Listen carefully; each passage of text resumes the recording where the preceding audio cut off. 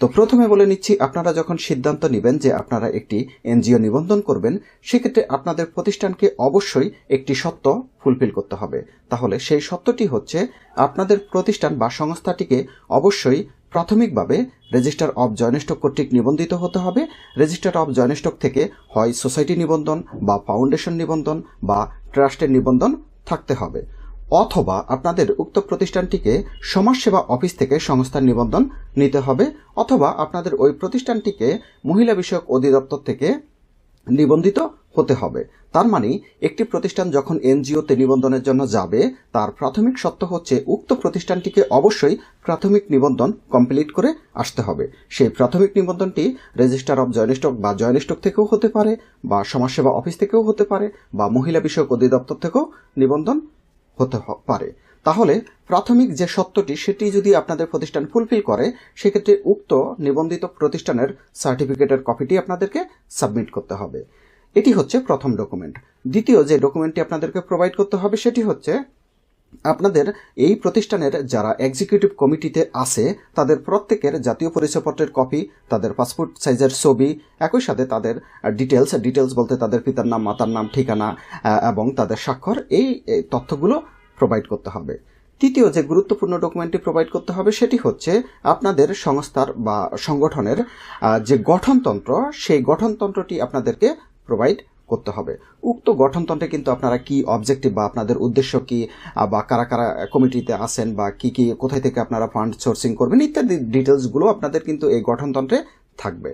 এর পরবর্তীতে চতুর্থ যে গুরুত্বপূর্ণ ডকুমেন্ট প্রোভাইড করতে হবে সেটি হচ্ছে, আপনাদের অফিস ভাড়ার চুক্তিপত্রের কপিটি প্রোভাইড করতে হবে। অর্থাৎ আপনাদের যেখানে হেড অফিস, সেখানকার অফিস ভাড়া চুক্তিপত্রের কপি প্রোভাইড করতে হবে। এর পরবর্তীতে পঞ্চম যে গুরুত্বপূর্ণ ডকুমেন্ট সেটি হচ্ছে, আপনাদের প্রতিষ্ঠানের বিগত 1 বছরের অডিট রিপোর্ট বা ফাইন্যান্সিয়াল রিপোর্টটি প্রোভাইড করতে হবে।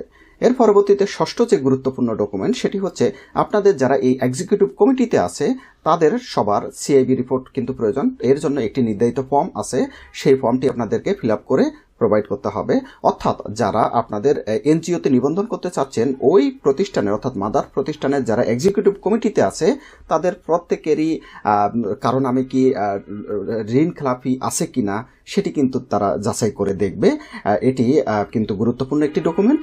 সুতরাং আপনারা যারা এনজিওতে নিবন্ধন করতে চাচ্ছেন, যে মাদার প্রতিষ্ঠান, সেই মাদার প্রতিষ্ঠানের যারা এক্সিকিউটিভ কমিটিতে থাকবেন তারা কিন্তু কেউ ঋণ খেলাপি হওয়া চলবে না, তাহলে কিন্তু আপনারা এনজিওগুলোতে নিবন্ধন পাবেন না।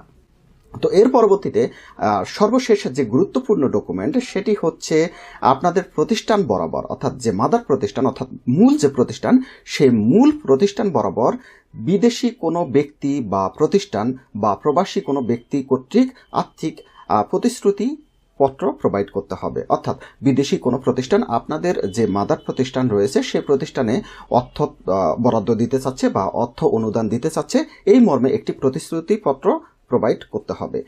তো এই সকল কাগজপত্রগুলো আপনারা যথাযথভাবে প্রস্তুত করে এনজিও ব্যুরোর একটি নির্ধারিত ফর্ম আছে, সেটি ফিল আপ করে আপনারা এনজিও ব্যুরোতে নিবন্ধনের জন্য আবেদন করবেন। তো আপনাদের আবেদনের পরবর্তীতে কিন্তু দ্বিতীয় ধাপে কার্যক্রম শুরু হবে।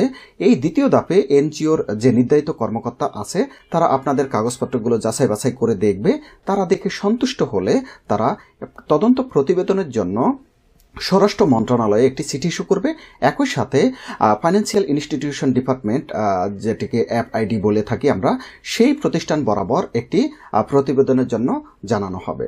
সুতরাং এই দুটো অথরিটি, অর্থাৎ একটি হচ্ছে স্বরাষ্ট্র মন্ত্রণালয়, এক্ষেত্রে বলে নিচ্ছি স্বরাষ্ট্র মন্ত্রণালয় এনএসআই এর মাধ্যমে এই তদন্তটি করবে এবং সেই তদন্তের ভিত্তিতে তারা কিন্তু রিপোর্ট দেবে। আর ওই যে ফাইন্যান্সিয়াল ইনস্টিটিউশন ডিপার্টমেন্ট তারা যেটি করবে, আপনার যে যারা যারা এই সংস্থায় এক্সিকিউটিভ কমিটিতে রয়েছে তাদের বিরুদ্ধে কোনো ঋণ খেলাপির অভিযোগ আছে কিনা সে সমস্ত ব্যাপারগুলো কিন্তু তারা যাচাই বাছাই করে দেখে তারা একটি প্রতিবেদন দিবে।